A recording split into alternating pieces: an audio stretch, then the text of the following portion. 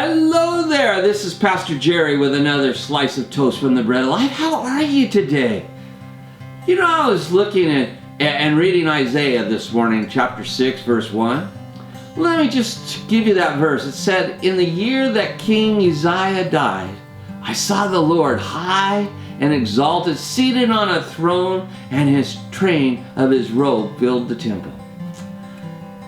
I looked at that and I've read it a lot of times, and I thought, in the year that King Uzziah died, he saw the Lord. And I wonder what keeps us from seeing the Lord in our churches. What keeps me from seeing the Lord in my life? And then I started thinking about the things that are going on. You see, Uzziah, he controlled everything. He supplied everything that they needed. They didn't have to rely on God. They could just look to the king and say, "Hey, king, we need food." And he'd open up the storerooms and give them food.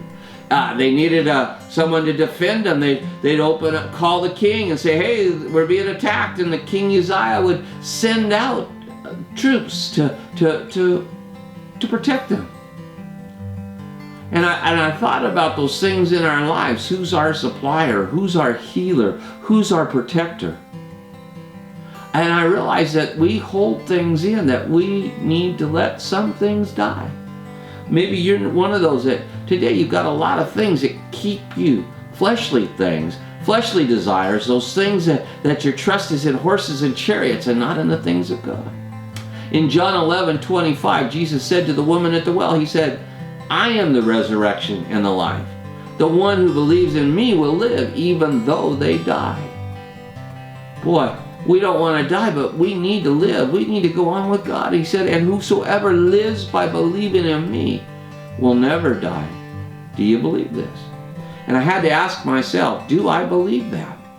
Is that what I believe, or am I just going through the motions because it's popular?